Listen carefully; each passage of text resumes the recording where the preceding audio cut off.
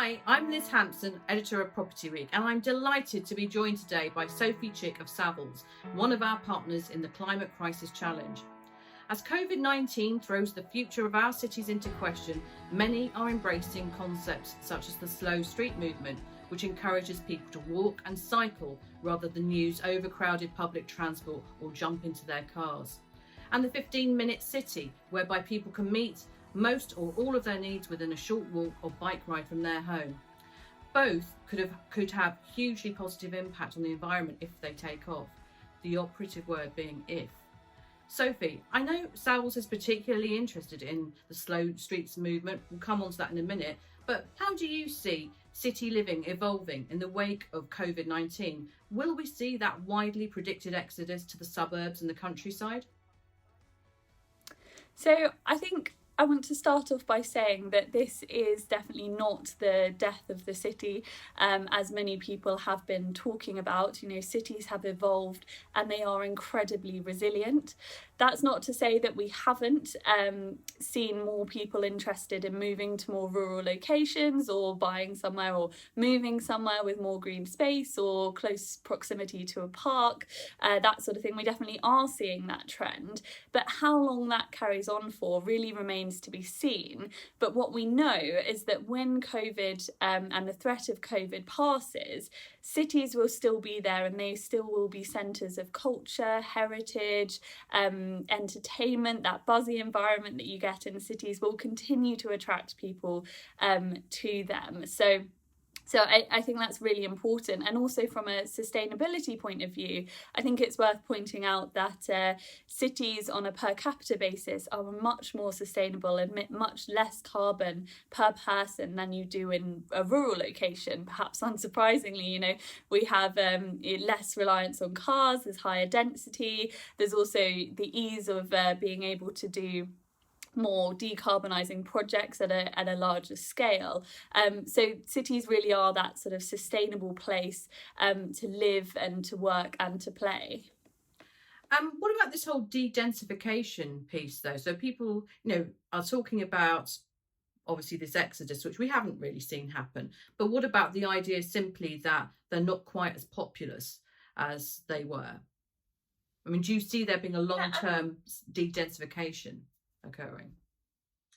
So actually, if we look at the forecasts are expected to carry on, cities are expected to carry on growing, and actually we do think cities need to be allowed to expand, and some of that expansion may well be into parts of the greenbelt, but in a way that will help alleviate some of the sort of urban dwellers' fears in terms of access to green space. It'll help create more access for green space for everyone.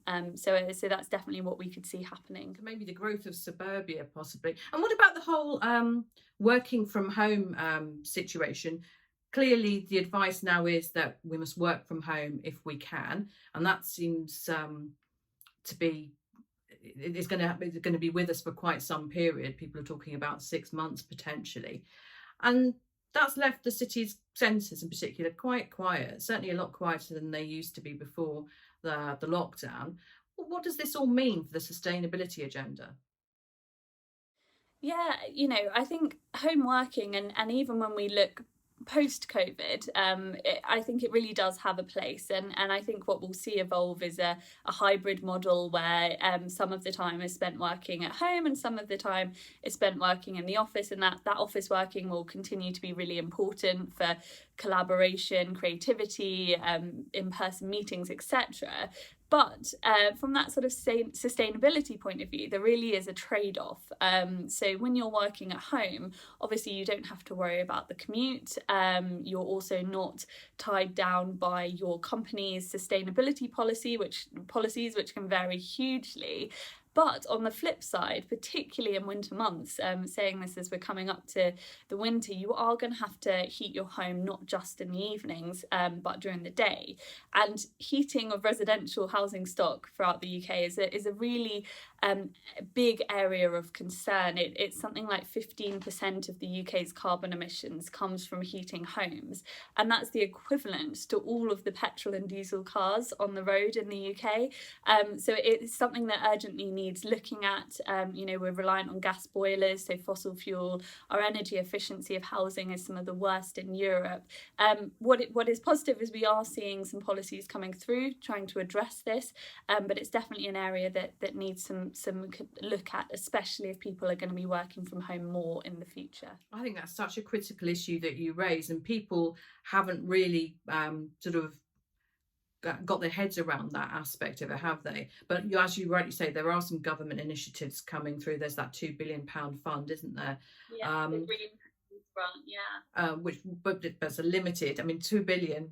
It's a lot of money, but it's probably not enough money to do what's required. What about the offices, though? How do you see them sort of evolving in terms of their sustainability? Has COVID actually accelerated the sort of greenification of offices? How does the social distancing piece sit with the sustainability agenda? Yeah, I think, offices are much further ahead than residential. It's much easier to make changes within an office than it is within individuals' residential home. The ownership of buildings, the regulation, it's much easier to make those changes. And like I said, actually, you're more likely to be going into a more energy efficient office than you are working from home. I think there was worries at the beginning of COVID that perhaps this was going to knock sustainability off the agenda. But from everything I'm seeing, actually, if anything, it's accelerating it. And people are that whole piece, not just environmental, but the social, the health, the well-being, is all really being considered, perhaps even more so now than we were seeing previously. It's interesting, isn't it? It's this public sort of conscientiousness that I think it's peaked, and people are now thinking much more about the way they live, really. What about so moving outside the office building and the home, looking at cities in general and the whole impact of social distancing and the wariness of about public transport, and obviously, sadly, the ongoing and tightening COVID restrictions? What of changes do you think that we're seeing now will be lasting? Yeah, so it's been really interesting actually. Since COVID, we've seen across the world cities introduce more measures to enable more walking, more cycling, and that's sort of become known, I think you mentioned at the beginning, as the slow streets movement. We've also seen entire roads taken from cars and given to outside dining or other uses like that. And a lot of these changes were actually intended to be temporary. But what we've seen is more and more of them are actually becoming permanent, and they're making substantial changes. And that's really important, because if we look at the benefits of moving away from a sort of a world where we're reliant on cars, it's not just the health benefits of walking and cycling, and the benefits of having fewer cars on the road in terms of the environmental side, but it also helps create those local environments, local communities, and bring those together. And that's the other flip side of this. What's getting a lot of coverage and a lot of people are talking about at the moment is that 15-minute city. So if you are going to move away from being reliant on cars and public transports, you need to be within walking distance or cycling distance of local amenities, of your parks, your schools, even workplaces, your groceries, and we're seeing some really exciting things happen around the world. It's definitely not new. This was being talked about before COVID in places like Melbourne, Portland and Paris are probably the leaders in this side, and even London is really built on a sort of neighbourhood of walkable, a sort of network of walkable neighbourhoods, and we're seeing a real interest in this at the moment. I would say that while COVID is a sort of catalyst and a lot of conversation is going on about this, what worries me slightly is we are seeing car usage in many places around the UK back up to the levels that we saw pre-COVID. So this isn't a quick change. It's a long-term change that needs to evolve, and we need to have the sort of the planning, the support, and everything there if we are going to create these new walkable, cyclable cities. I mean, how realistic a vision do you think that really is for London? I mean, I can see it in smaller cities like Melbourne. You can see it even in Paris, which is a big city, but I mean, London has, it's huge, isn't it?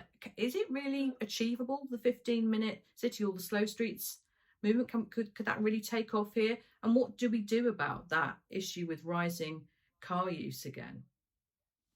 So I definitely think it is feasible, and actually London is a really good example of it. It probably wouldn't take that many changes to get it there. We already have it. It sort of evolved as different villages, and they've all sort of merged together over time, so you already have all these individual centres, so it would be a matter of making sure that each of these local communities had the amenities that they needed. But like I said, it's got to involve regulation. It's got to and it will take time to do it. So I think you look at the high street, that's going to evolve with retail changing use, and there'll be more sort of residential, office space, other spaces, and there is a big change.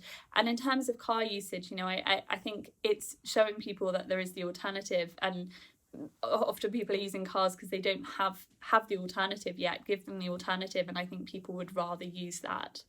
So what would be, so the alternative being bikes and feet? Bikes, cars, yeah, and obviously public transport will continue to play its part. But yes, ultimately you want to have people walking and cycling and get away from that reliance on cars. There's a couple of things that you mentioned there that were really interesting. One was this need for regulation. It's all very well people wanting to achieve this, but this needs to be underpinned by regulation.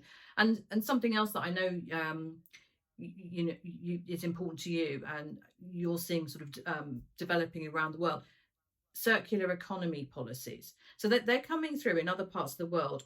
I'm not convinced we're seeing an awful lot in the UK as yet. Ditto, you've got lots of different city targets around the world.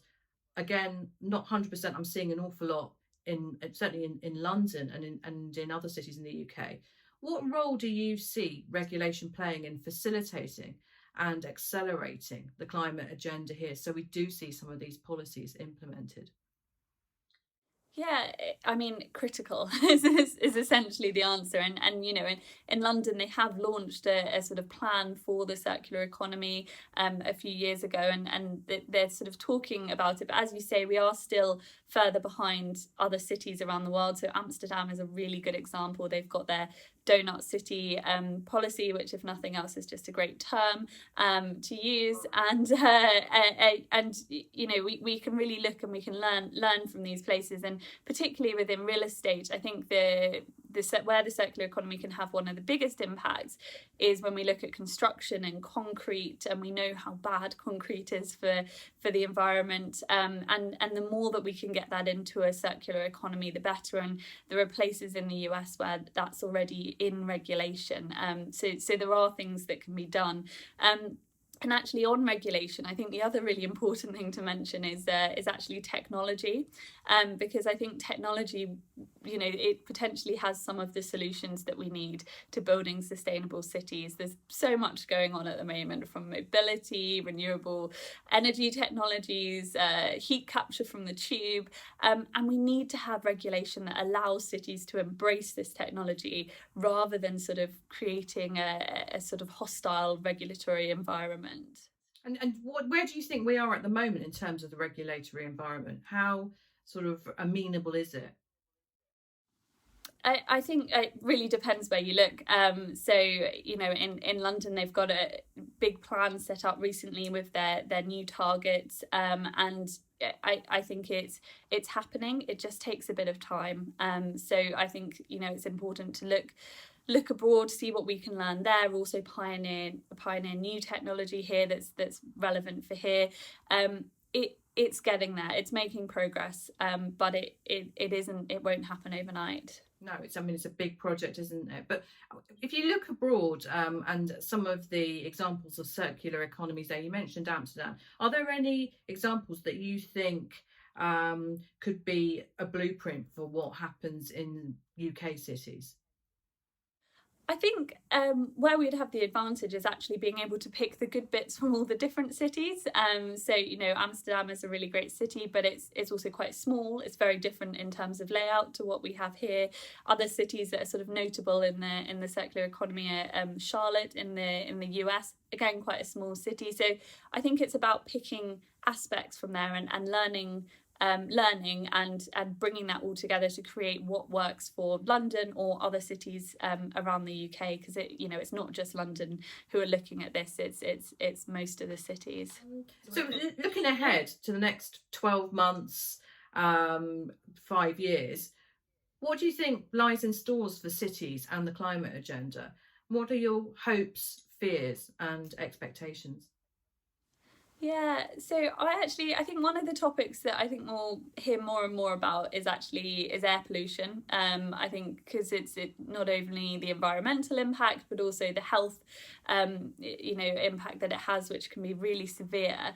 And of course, London's introduced its ultra low emission zone 4 years ago. That's had a big impact in improving air quality and pollution, and we may well see, and we're already seeing other cities around the UK looking at adopting a similar thing. But even with that, there's still 99% of London is air pollution is above the levels recommended by the World Health Organization. So we still have a long way to go on that, and I think with this new focus on people's health, we'll see a lot of talk around that. I think other areas that will be talked about will be public transport as well as walking and cycling, so electrifying lines, perhaps reopening like previously closed railway lines and stations, but I'd say overall I'm positive for the future. I'm positive for the future of cities and for tackling this climate change. I think COVID has really demonstrated that we can adapt and we can innovate when we're faced with a crisis, and a lot of countries and cities are now using a green recovery as their basis of coming out of the economic downturn, and even China have said that they plan to be carbon neutral by 2060. So yeah, overall I am positive and I remain positive for the future. And where do you think in a few years' time, for example, London will be versus other major global cities on the climate front? So I think London has, like I said, there's been recently introduced plans to get to where it needs to be. London has a lot of things that can hinder it in terms of it's a very old city. A lot of it's, for example, transport network, etc., some of the oldest in the world. But there is real desire for change. So I think London can be pioneering in a lot of ways and really help demonstrate what can be done. So and it already is a very walkable city. It comes up top in a lot of those rankings, so I think it can be a really good example globally. I hope so. Listen, thanks ever so much, Sophie. I think there was some really interesting insights there into what you and Savills think lies ahead for the climate agenda. Thank you for your time. Thank you very much.